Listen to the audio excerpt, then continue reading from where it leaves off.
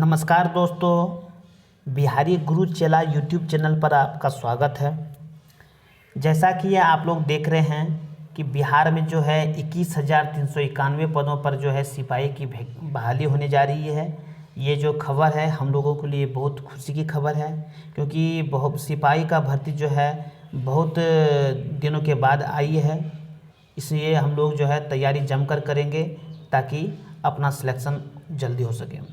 जैसा कि हम लोग देख रहे हैं, प्रदेश में पुलिसकर्मियों की सबसे बड़ी भर्ती यानी अभी तक की जो है बहुत बड़ी बहाली होने वाली है। बिहार में जो है आवेदन की अंतिम तिथि 20 जुलाई, यानी जो आवेदन करने की जो अंतिम तिथि है वो 20 जुलाई है। यानी इसका मतलब है दोस्तों कि 20 जून से ही आवेदन शुरू हो जाएगा आपका, और 20 जून से जो है 20 जुलाई तक जो है आपका अंतिम समय है।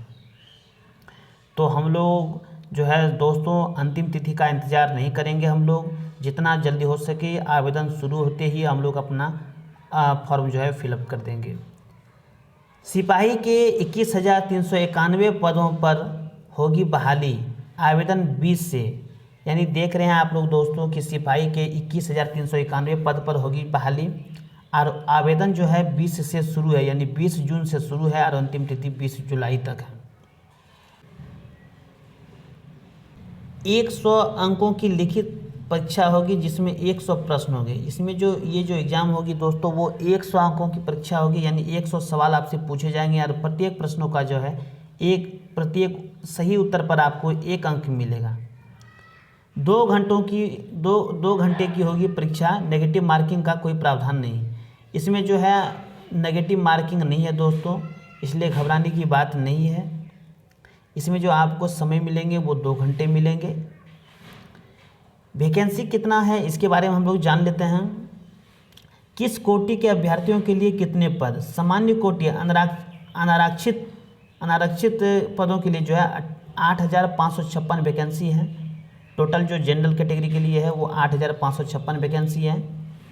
आर्थिक रूप से कमज़ोर वर्ग जो है यानी EWS जो है उसका वैकेंसी जो है 2140 वैकेंसी है। अनुसूचित जाति जो है, अनुसूचित जाति के लिए 3400 वैकेंसी है, यानी 3400 उसके पद हैं खाली। इसके बाद अनुसूचित जनजाति के लिए जो है 228 पद हैं।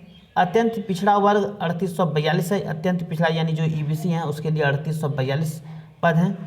पिछड़ा वर्ग के लिए जो है उसमें 56 ट्रांसजेंडर समेत, यानी टोटल इसमें 56 जो है मिक्स करके है, टोटल जो है 2570 है।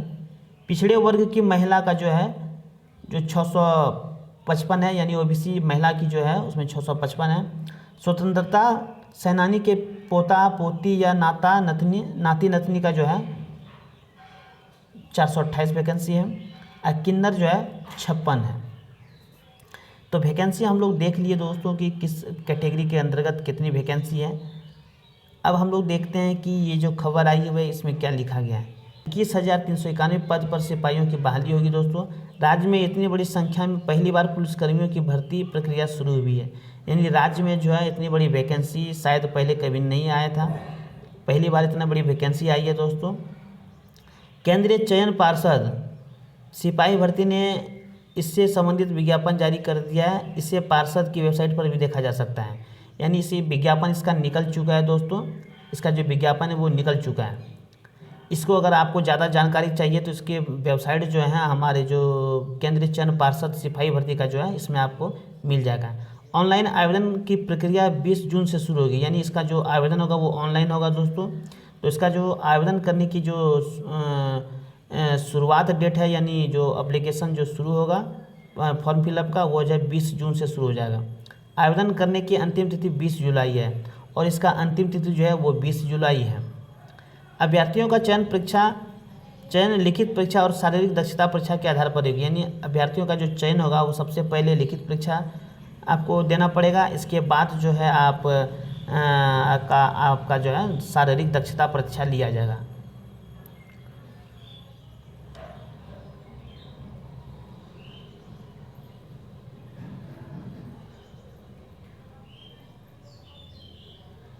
अंतिम तारीख तक प्राप्त सभी आवेदनों को जांच के बाद लिखित परीक्षा के लिए प्रवेश पत्र जारी किया जाएगा। यानी जो हम लोग जो जैसे आवेदन करेंगे तो सबसे पहले आवेदन का जांच किया जाएगा, उसके बाद जो है हम लोग का एडमिट कार्ड जो है जारी किया जाएगा।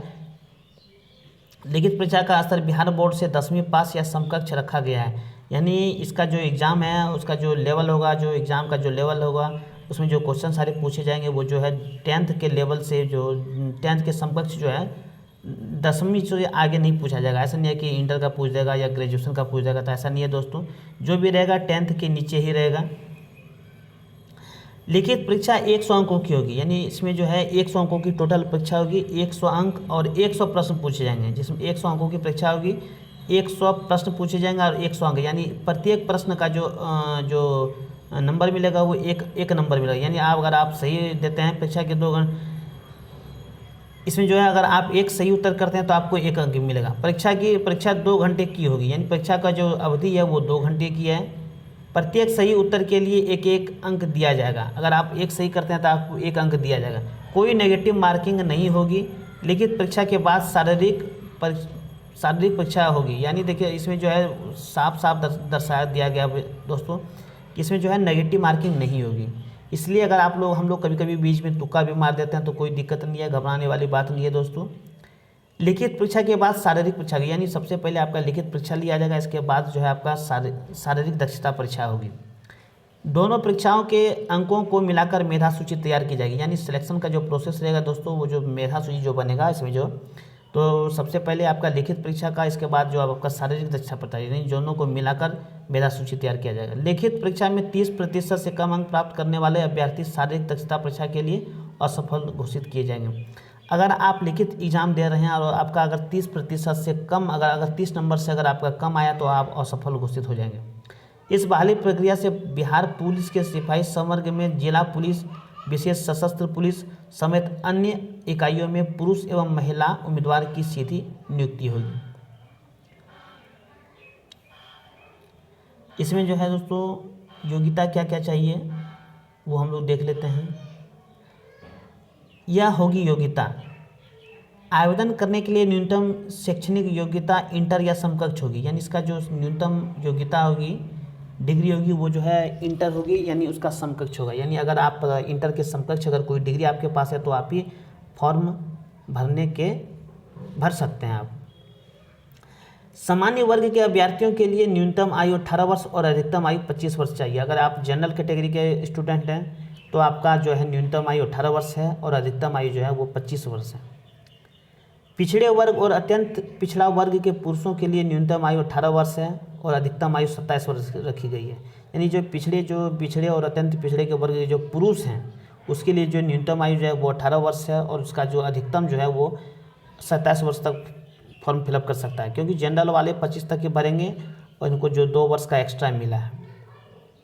इसके बाद दोस्तों पिछड़ा एवं अत्यंत पिछड़ा वर्ग की महिलाओं के लिए न्यूनतम आयु 18 और अधिकतम आयु 28, यानी जो पिछड़ा और अत्यंत पिछड़ा की जो महिलाएं हैं उसके लिए न्यूनतम आयु 18 चाहिए और अधिकतम जो आयु चाहिए वो 28 वर्ष है। अनुसूचित जाति एवं अनुसूचित जनजाति के पुरुष एवं महिलाओं तथा ट्रांसजेंडर अभ्यर्थियों के लिए 18 से 30 वर्ष की आयु, यानी अनुसूचित जाति या अनुसूचित जनजाति के पुरुष एवं महिला तथा ट्रांसजेंडर अभ्यर्थियों के लिए 18 से 30, यानी अगर आप एसटी हैं या एससी हैं तो उसके लिए आपको 30 वर्ष तक, आप लोग महिला हैं या ट्रांसजेंडर हैं तो आप लोग 30 वर्ष तक की आयु तक फॉर्म फिलअप कर सकते हैं। सभी कोटि के गृह रक्षकों को निर्धारित उम्र सीमा में 5 वर्ष की छूट मिलेगी। अगर आप होमगार्ड में भी काम कर रहे हैं तो आप लोगों को जो है 5 वर्ष एक्स्ट्रा आप लोग को छूट मिलेगा। जैसे मान गए अगर आपका, जैसे आप ईबीसी से हैं, अगर आपका ईबीसी में अगर आपका 27 चाहिए तो उसमें 5 वर्ष और जोड़ दीजिए।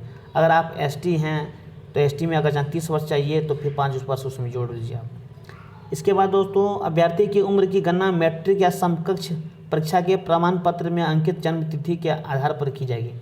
इसका जो जन्म की तिथि के जो जन्म का जो गणना किया जाएगा